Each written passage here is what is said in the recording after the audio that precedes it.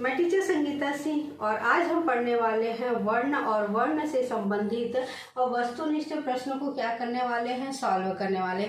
इससे पहले भी मेरे द्वारा जो है वो वर्ण से संबंधित वस्तुनिष्ठ प्रश्न बनाया गया है, जो कि अधिकतर प्रतियोगी परीक्षाओं में पूछा जाता है, क्योंकि वर्ण का टॉपिक जो है वो इतना लेंदी है कि इसे कॉम्पिटिटिव एग्जाम्स में बहुत सारे जो है वो प्रश्न आते हैं। इसलिए चलिए तैयार करते हैं वर्ण और वर्ण से संबंधित वस्तुनिष्ठ प्रश्न को। साथ ही हम सिर्फ इसको तैयार ही नहीं करेंगे, इसको जो है वो एक्सप्लेन भी करते जाएंगे कि इसका उत्तर जो है वो क्यों आ रहा है करके। तो चलिए शुरू करते हैं, जिसमें सबसे पहला प्रश्न है, निम्नलिखित में से ओष्ठ्य वर्ण कौन सा है? अ, आ, ई, उ। तो इसमें से ओष्ठ्य वर्ण जो है वो कौन सा है? उ है। और उ क्यों है? क्योंकि अ, आ इसका उच्चारण कहाँ से होता है? कंठ से होता है, इसलिए क्या है, ये कंठ्य वर्ण है। और साथ ही ई क्या है, इसका उच्चारण कहाँ से होता है? तालु से होता है, इसलिए क्या है, तालव्य वर्ण है। और उ क्या है, हमारा जो है वो ओष्ठ्य वर्ण है। और प्रश्न में पूछा क्या गया है, ओष्ठ्य वर्ण कौन सा है? तो हमारा उत्तर क्या हो जाएगा? उ। अब देख लेते हैं दूसरा, काकल्य वर्ण कौन सा है? य, स, ह, ड़। तो काकल्य वर्ण, सबसे पहले इसको जान लेते हैं कि काकल्य वर्ण क्या होता है। तो काकल्य वर्ण कहने का मतलब है कंठ के नीचे भाग से, काकल्य से जब इसका उच्चारण होता है तब हम उसको क्या कहते हैं, काकल्य वर्ण कहते हैं। तो ह और विसर्ग काकल्य वर्ण होते हैं। तो यहाँ पर देखिए य, स, ह और ड़ करके दिया हुआ है, तो हमारा उत्तर क्या हो जाएगा? ह। अब देख लेते हैं आगे, यह का उच्चारण स्थान है, ओष्ठ्य है, दंत है, मूर्धा है, तालु। तो यह का उच्चारण स्थान कहाँ से किया जाता है? तालु भाग से किया जाता है, इसलिए इसका उत्तर हमारा क्या हो जाएगा? तालु हो जाएगा। आगे देख लेते हैं, निम्नलिखित में से अंतस्थ और ऊष्म वर्ण कितने हैं? तो अंतस्थ वर्ण और ऊष्म वर्ण, तो दोनों की संख्या को हम यहाँ पे क्या कर लेते हैं, काउंट कर लेते हैं और देखते हैं दोनों की संख्या काउंट करने के बाद जो ऑप्शन दिया गया उसमें उत्तर हमारा है कि नहीं है। तो अंतस्थ वर्णों की संख्या कितनी होती है? 4 होती है, य, र, ल, व। इनकी संख्या कितनी हो गई है? 4 हो गई। साथ ही ऊष्म वर्ण होते हैं, तो ऊष्म वर्ण कौन कौन से होते हैं? श, श, श और ह। ये कितने होते हैं? 4। तो दोनों को मिलाकर के कितने हो जाएंगे? 8 हो जाएंगे। और ऑप्शन में हमारा क्या दिया हुआ है? 8। तो हमारा उत्तर क्या हो जाएगा? 8। आगे देख लेते हैं, दीर्घ का वर्ण विच्छेद है, द, री, ग, अ, द, र, उ, ग, द, री, ग, द, र, अ, उ, ग, अ। तो दीर्घ का वर्ण विच्छेद है, वह क्या है? पहला वाला। सघोष वर्ण कौन सा है? प, थ, ब, श। तो सबसे पहले इसका उत्तर बनाने से पहले हमको क्या मालूम होना चाहिए, सघोष वर्ण क्या होता है। तो सघोष वर्ण के बारे में विस्तृत रूप से मेरे द्वारा वीडियो बनाया गया, आप उसे मेरे चैनल में जाकर के देख सकते हैं। यहाँ पर शॉर्ट रूप में मैं थोड़ा सा बता देती हूँ। सघोष वर्ण वह वर्ण होता है जिसका उच्चारण करते समय स्वर तंत्रियों में क्या होता है, कंपन पैदा होता है। साथ ही वर्गीय व्यंजन का जो 5 वर्गों में विभाजित किया गया है, तो जो सघोष होता है वो वर्गीय व्यंजन का तीसरा, चौथा और 5वां वर्ग क्या होता है, इसमें शामिल होता है। तो यहाँ पे देख लेते हैं इसमें कि जो सघोष वर्ण में कौन सा हमारा जो है वो इस नियम को क्या करता है, पालन करता है। तो प क्या होता है, वर्गीय व्यंजन का जो है वो पहला वर्ण है, इसलिए इसका उत्तर हमारा क्या हो जाएगा, गलत हो जाएगा। उसके बाद देख लेते हैं थ, था क्या हो रहा है, दूसरा हो रहा है, दूसरा तो हमारा ये भी क्या हो जाएगा, गलत हो जाएगा। अब साथ में किसको देख लेते हैं, ब को देख लेते हैं, प, फ, ब। ये क्या आ रहा है, सघोष का जो है वो तीसरा वर्ण किस में आ रहा है, ब में आ रहा है। और साथ ही स क्या है, हमारा जो है वो अंतस्थ व्यंजन है, तो इसलिए इसका उत्तर हमारा क्या हो जाएगा, ब हो जाएगा। आगे देख लेते हैं, ऊष्म व्यंजन कौन सा है? ह, ल, म, ज। तो ऊष्म व्यंजन के बारे में इससे पहले मैं बता चुकी हूँ मैं कि जो तीनों श होते हैं वह और ह क्या होते हैं, ऊष्म व्यंजन होते हैं। तो इसका उत्तर हमारा क्या हो जाएगा, ह। आगे देख लेते हैं, निम्नलिखित में से कौन ट वर्ग में नहीं है? तो ट वर्ग में क्या क्या होते हैं, ट, ठ, ड, ढ, अड़। तो यहाँ पे देख लेते हैं, ट तो है ही है, ठ भी है, ढ भी है और अड़ा भी है। तो जो वर्ग में नहीं है करके पूछा जा रहा है तो ध क्या है, नहीं, इसलिए उसका उत्तर हमारा क्या हो जाएगा, ध। अब देख लेते हैं भाषा की कुल वर्ण लिपियां हैं। देखिएगा यहाँ पे ध्यान से हमको क्या करना है, प्रश्न को समझना है। यहाँ पे क्या पूछा गया, कुल वर्ण लिपियां जो है वो पूछा गया, मतलब इसमें किसको पूछा गया, लिपि को जो है पूछा गया। तो हिंदी भाषा की लिपि कितनी होती है, 52 होती है, इसलिए उसका उत्तर हमारा क्या हो जाएगा, 52। और ऑप्शन में भी देखिए कितना दिया है, 44 दिया है, 33 दिया है, 48 दिया है। तो हमको प्रश्न को ध्यान से पढ़ना है कि यहाँ पे पूछा गया वर्ण लिपियां पूछा गया, तो हमारा उत्तर क्या हो जाएगा, 52 हो जाएगा। आगे देख लेते हैं, निम्नलिखित में से जिनकी ध्वनि केवल मुख से निकलती है वे हैं अवृत्ताकार स्वर, संवृत्त स्वर, अनुनासिक स्वर और निर्नासिक स्वर। तो यहाँ पे समझ लीजिए इसको जो है वो, कि जिनकी ध्वनि केवल मुख से निकलती है, मतलब कुछ वर्णों का जब हम उच्चारण करते हैं तो सिर्फ हमारे जो है कहाँ से वायु निकलती है, सिर्फ मुख से बस वायु निकलती है, उसे क्या कहा जाता है, निर्नुनासिक क्या कहा जाता है, इसको जो है वो स्वर कहा जाता है। और साथ ही जब हम कुछ वर्णों का उच्चारण करते हैं तो मुख और नाक दोनों से जब वायु बाहर निकलती है तब उसे क्या कहा जाता है, अनुनासिक स्वर कहा जाता है। क्योंकि प्रश्न में यहाँ पे क्या पूछा गया है कि ध्वनि केवल मुख से निकलती है, तो ध्वनि केवल मुख से निकलती है तो हमारा उत्तर क्या हो जाएगा, निर्नुनासिक जो है वो स्वर हो जाएगा। अर्धविवृत स्वर है उ, ए, आ, ए। तो यहाँ पर इसका उत्तर जानने से पहले हम इसको जान लेते हैं कि अर्धविवृत स्वर क्या है। तो अर्धविवृत स्वर किसे कहा जाता है, तो ये जो है वो मुख की आकृति के आधार पर स्वरों का वर्गीकरण किया गया है। तो उसी वर्गीकरण का क्या है, यह एक प्रकार है। विवृत स्वर में क्या होता है, मुख जो है वो जब किसी वर्ण का या स्वर का जब हम उच्चारण करते हैं तो मुंह क्या हो जाता है, ज्यादा खुलता है, वह क्या कहलाता है, विवृत स्वर कहलाता है। लेकिन जब अर्धविवृत स्वर में जो मुख जो है वो कम खुलता है तब वह क्या कहलाता है, अर्धविवृत स्वर कहलाता है। तो यहाँ पर हम देख लेते हैं कौन सा जो है वो अर्धविवृत स्वर है। तो उ, जो बड़ो उ है, यह क्या जो है वो संवृत्त स्वर है, संवृत्त स्वर हो गया। ये ए क्या है, जो अर्धविवृत स्वर है, इसलिए उसका उत्तर हमारा क्या हो जाएगा, ए हो जाएगा। आ क्या होता है, आ जो है आ विवृत स्वर है और साथ ही ए जो है वो, यह क्या हो जाएगा, वो अर्ध संवृत्त स्वर है, इसलिए हमारा उत्तर क्या हो जाएगा, अर्धविवृत स्वर है ए। अब देख लेते हैं सभी स्पर्श व्यंजन कौन से वर्ग में है। तो स्पर्श व्यंजन के बारे में जो 5 वर्गीय व्यंजन है वह कहीं ना कहीं मुख के जब वह उच्चारण करते हैं तो मुख के किसी न किसी भाग से क्या होते हैं, वह टकरा करके बाहर निकलते हैं, इसलिए उनको क्या कहा जाता है, स्पर्शी व्यंजन या स्पर्श व्यंजन कहा जाता है। तो हम यहाँ पर देख लेते हैं जो जितने भी व्यंजन दिए गए हैं उनमें कौन सा जो है वो जो वर्ग है वह क्या है, स्पर्श व्यंजन है। तो यहाँ पे देखिए क, र, ल, य, श, द, र, क, च, प, द, श, र, ब। तो यहाँ पे देखिए हमारे पास जब हम एग्जाम देते हैं हमारे पास उतना समय नहीं रहता है कि हम एकदम ज़्यादा डिटेल से पढ़ते रहें, फिर भी एक नज़र में हमको क्या होना चाहिए, उत्तर को जो है पहचानने का तरीका होना चाहिए। तो यहाँ पे देखिए, यहाँ पे क्या दिया हुआ है, ल दिया हुआ, और ल क्या है, अंतस्थ व्यंजन है, य, र, ल, व। तो यहाँ पे स्पर्श व्यंजन नहीं है, तो यहाँ पर एक शब्द से हमको पता चल जाएगा कि वाला उत्तर क्या होगा, नहीं होगा। अब देख लेते हैं य, श, द। यहाँ पे भी देखिए य, श दिया है, तो ये भी क्या है, अंतस्थ व्यंजन है, इसलिए उसका उत्तर हमारा क्या होगा, यह भी नहीं होगा।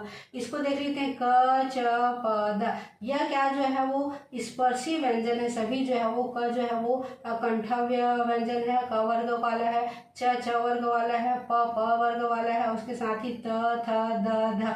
ये क्या है, हमारा जो है वर्गीय व्यंजन है, उसमें कहे, और वर्गीय व्यंजन को ही क्या कहा जाता है, स्पर्श व्यंजन कहा जाता है, इसलिए इसका उत्तर क्या हो जाएगा, क, च, प, द। और साथ यहाँ पे देखिए द, स, र, व। यहाँ पे भी क्या दे दिया है, उष्ण व्यंजन दे दिया है श करके, तो ये हमारा क्या होगा, उत्तर जो है वो नहीं होगा। हमारा उत्तर क्या हो जाएगा, क, च, प और द हो जाएगा। आगे देख लेते हैं, निम्नलिखित में से सभी महाप्राण वर्णों वाला वर्ग है। तो इससे पहले मैं अल्प प्राण के बारे में बता चुकी हूँ, महाप्राण के बारे में मैं बता देती हूँ। जो वर्गीय व्यंजन होते हैं जिनको 5 वर्गों में विभाजित किया गया है, क से म तक का, उनका जब हम प्राण वायु जब उच्चारण करते हैं तो अधिक प्राणवायु के साथ वह क्या होता है, आवश्यकता पड़ती है अधिक प्राणवायु के साथ वह क्या निकलती है, बाहर निकलती है, उसे हम क्या कहते हैं, महाप्राण कहते हैं। और जो वर्गीय व्यंजन होते हैं उसमें इसका क्रम होता है दूसरा और चौथा। जो वर्ग है उसमें का दूसरा और चौथा वर्ण किसके अंतर्गत आता है, महाप्राण के अंतर्गत आता है। तो यहाँ पर देख लेते हैं, जो यहाँ पे जितने भी वर्ण दिए गए हैं उनमें जो है वो दूसरा वर्ग और चौथा वर्ग है कि नहीं है। तो देखिए ख, क, ख दूसरा आ रहा है, च, छ ये भी क्या आ रहा है दूसरा, ट, ठ ये भी क्या आ रहा है, वर्गीय व्यंजन का जो है वो दूसरा वर्ण आ रहा है। तो पहले ही नज़र में हमको तो मिल चुका है पूरा उत्तर जो है वो बिल्कुल यही आ जाएगा, ख, छ और ठ। फिर भी हम क्या कर लेते हैं, आगे वाले को देख लेते हैं, ध, च, ड़। तो ये क्या है देख लीजिए, ध, च, ड़ ये भी नहीं आ रहा है, म, श, ध इसमें तो साथ है आपका श आ गया है, ये भी जो है वो क्या है आपका जो ऊष्म व्यंजन दे दिया इसलिए भी क्या हो जाएगा, ये भी नहीं आ जाएगा। साथ ही इसमें भी क्या है, य, र, ल अंतस्थ व्यंजन है इसलिए इसका उत्तर भी क्या होगा, नहीं आएगा। ये था हमारे पास ध, च, ड़। तो इसको देख लेते हैं, इसमें आएगा कि नहीं आ जाएगा, क, ख, ग, घ अंगा देखते इसमें च, छ, छ बस पहला बस आ रहा है तो पहला आ रहा है तो इसलिए इसको उत्तर क्या हो जाएगा, नहीं हो जाएगा। क्योंकि महाप्राण के लिए क्या होना चाहिए, वर्गीय व्यंजन का जो है वो दूसरा और चौथा वर्ण आना चाहिए। और यहाँ पे च क्या है हमारा जो है वो पहला वर्ण आ रहा है इसलिए हमारा उत्तर क्या होगा, ये भी नहीं होगा। और यही उत्तर क्या है हमारा जो है वो सही है। आगे देख लेते हैं, जब एक ही ध्वनि का द्वित्व हो जाए तब वह क्या कहलाता है, संयुक्त ध्वनियाँ, युग्मक ध्वनियाँ, संपृक्त ध्वनियाँ, पारस्परिक ध्वनियाँ। तो इससे पहले हम किसको जान लेते हैं, द्वित्व क्या होता है इसको जान लेते हैं। तो जब दो समान व्यंजनों के बीच में जब कोई स्वर ना हो तब उसे क्या कहा जाता है, द्वित्व व्यंजन कहा जाता है। इसके ऊपर भी मेरे द्वारा वीडियो बनाया गया, आप चाहते हैं तो मेरे चैनल में जाकर के इस द्वित्व व्यंजन का जो है वो सारूप जो है वो जानकारी हासिल कर सकते हैं। तो चलिए देख लेते हैं इसमें क्या क्या जो प्रश्न में पूछा गया। जब एक ही ध्वनि का द्वित्व हो जाए तब वह क्या कहलाता है, संयुक्त ध्वनियाँ कहलाती है, युग्मक ध्वनियाँ कहलाती है, संपृक्त ध्वनियाँ कहलाती है, पारस्परिक ध्वनियाँ कहलाती है। वह जो क्या कहलाती हैं जो है वो युग्मक ध्वनियाँ कहलाती हैं। आगे देख लेते हैं, निम्नलिखित में से वह व्यंजन है, ऊष्म व्यंजन है, अंतःस्थ व्यंजन है, महाप्राण है, अघोष है।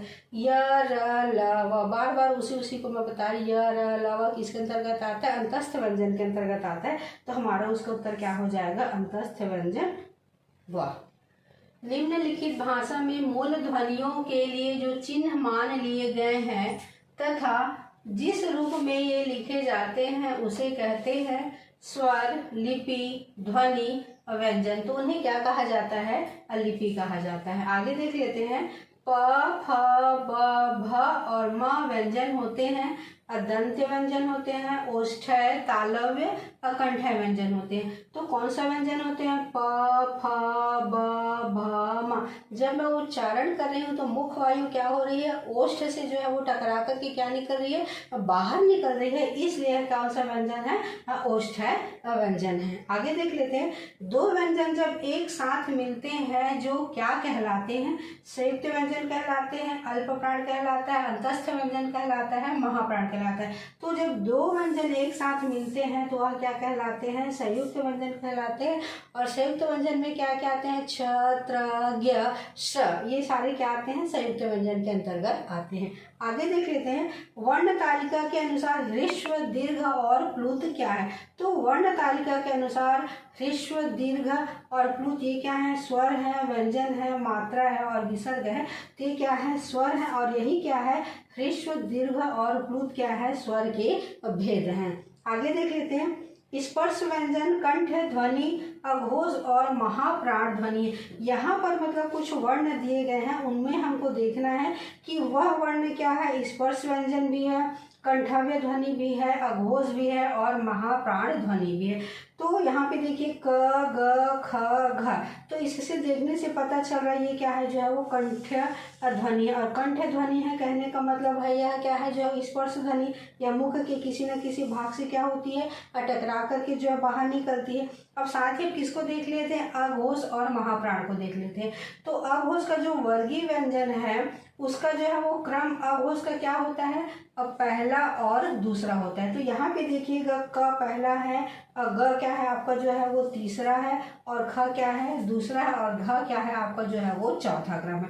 तो यहाँ पे अघोष के हिसाब से क्या होना चाहिए, पहला, और पहले क्रम में क्या है हमारा जो है वो क है, और साथ ही दूसरा क्रम में क्या है हमारा जो है वो ख है। अब महाप्राण को देख लेते हैं। तो महाप्राण में क्या होना चाहिए, महाप्राण में जो है वो जो वर्गीय व्यंजन होता है उसका क्रम क्या होना चाहिए, दूसरा और चौथा होना चाहिए। तो यहाँ पे देखिए, तो पहला और दूसरा में, तो पहला में क आ रहा था, दूसरा में क्या आ रहा था, ख आ रहा था, और महाप्राण में क्या है दूसरा और चौथा है, तो दूसरा क्या है हमारा जो है वो ख है। तो उत्तर हमारा क्या हो जाएगा, ख। मतलब जो है ख क्या है, स्पर्श व्यंजन भी है, कंठ ध्वनि भी है, अघोष ध्वनि भी है, और साथ ही क्या है महाप्राण ध्वनि भी है, वह क्या है, ख है। दंत्योष्ठ ध्वनि कौन सी है, व, फ, य, र। तो दंत्योष्ठ जो ध्वनि है वह कौन सी है, व है। आगे देख लेते हैं, हिंदी वर्णमाला में ऊष्म व्यंजन कौन से हैं, श, श, श, ह, त, थ, द, ध, ट, ठ, ड, ढ, च, छ, ज, झ। तो जो ऊष्म व्यंजन होते हैं वो कौन से होते हैं, श, श, श और ह। हिंदी के जिन वर्णों का उच्चारण करते समय केवल श्वास का प्रयोग किया जाता है वह कहलाता है अघोष, सघोष, अल्पप्राण और महाप्राण। तो हिंदी के जिन वर्णों का उच्चारण करते समय केवल श्वास का प्रयोग किया जाता है वह कहलाता है अघोष कहलाता है, क्योंकि इसके द्वारा जो है वो स्वर तंत्रियों में जो है वो टकराव बिल्कुल भी नहीं होता है।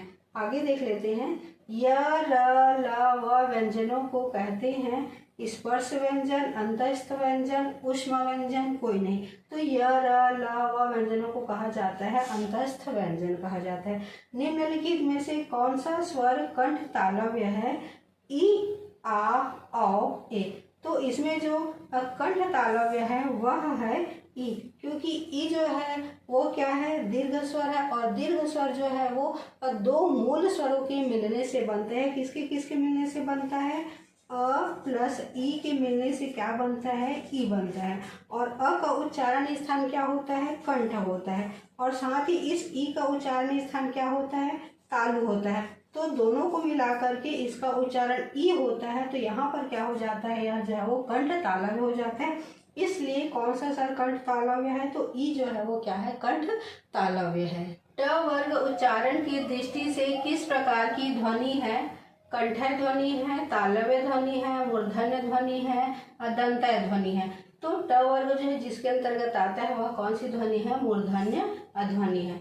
निम्नलिखित में से कौन सा दीर्घ स्वर है, आ, उ, ए, ओ। तो जो दीर्घ स्वर है वह कौन सा है, आ है। आगे देख लेते हैं, अनुस्वार किसका कार्य करता है, विसर्ग का, चंद्र बिंदु का, पंचम वर्ण का, स्वर का। तो जो अनुस्वार है वह पंचम वर्ण जो अंग, इया, ड़ और न और म होता है उसका क्या करता है, अनुस्वार जो है उसका कार्य करता है। आगे देख लेते हैं, निम्नलिखित में से कौन सा संयुक्त स्वर नहीं है, ए, उ, ओ। तो जो संयुक्त स्वर नहीं है वह है उ।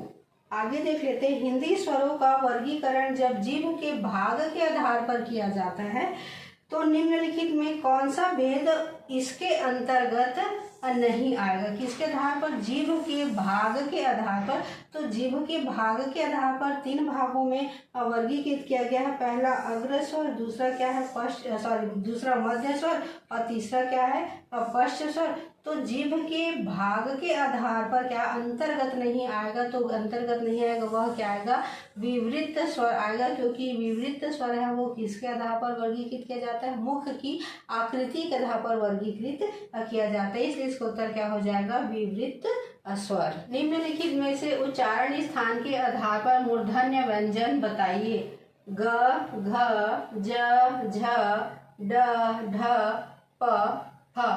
तो उच्चारण स्थान के आधार पर जो मूर्धन्य व्यंजन है वह है ड और ढ। निम्नलिखित में से नवनीत विकसित ध्वनियां कौन सी हैं, ख, ग, उ, ए औ श श। तो जो नवनीत विकसित ध्वनियां हैं वह क्या है, ख और ग हैं। निम्नलिखित में से एक वर्ण व्यंजन नहीं, मतलब एक वर्ण जो व्यंजन नहीं है उसको हमको क्या करना है, बताना है। तो उ, ख, र, य। तो ख, र, य ये सभी क्या है, व्यंजन है।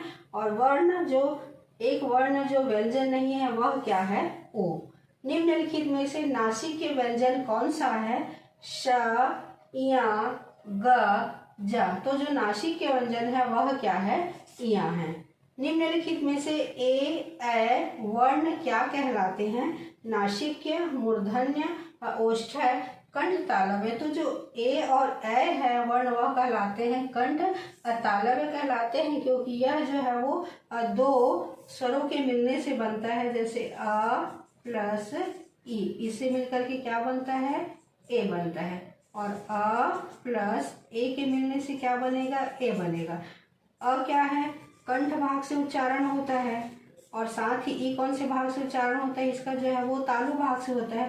इसलिए इसे क्या कहा जाता है, ए और ए को जो है वो कंठ तालव्य कहा जाता है। निम्नलिखित में से किसे हिंदी की मानक वर्णमाला में स्थान नहीं दिया गया है, ऋ, कृ, श्री, ड।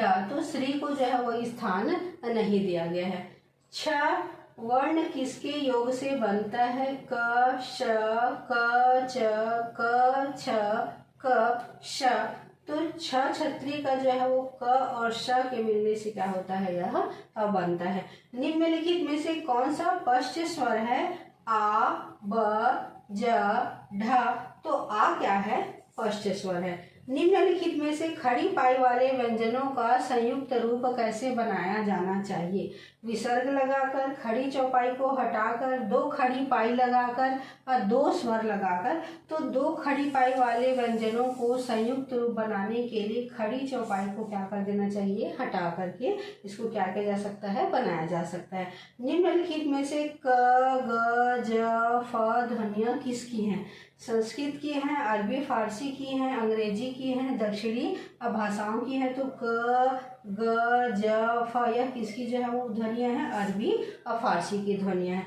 निम्नलिखित किस शब्द में रि स्वर नहीं है, कृपा, कृष्ण, दृष्टि, रिवाज। तो जिसमें रि स्वर नहीं है उसमें कौन सा है, वह रिवाज। निम्नलिखित किन ध्वनियों को अनुस्वार कहा जाता है, स्वर के बाद आने वाली नासिक के ध्वनियाँ, स्वतंत्र रूप से उच्चारित ध्वनियाँ, स्वर के साथ आने वाली ध्वनियाँ, व्यंजन के बाद में आने वाली ध्वनियाँ। तो जिन ध्वनियों को अनुस्वार कहा जाता है वो होते हैं स्वर के बाद आने वाली नासिक के ध्वनियाँ। ओ और औ किस प्रकार के वर्ण हैं, तालव्य है, मूर्धन्य है, दंत्योष्ठ्य है, कंठोष्ठ्य है। तो जो ओ और औ है वह क्या है, कंठोष्ठ्य है। आगे देख लेते हैं। निम्नलिखित में से अर्ध स्वर कहलाता है य, प, छ, ज।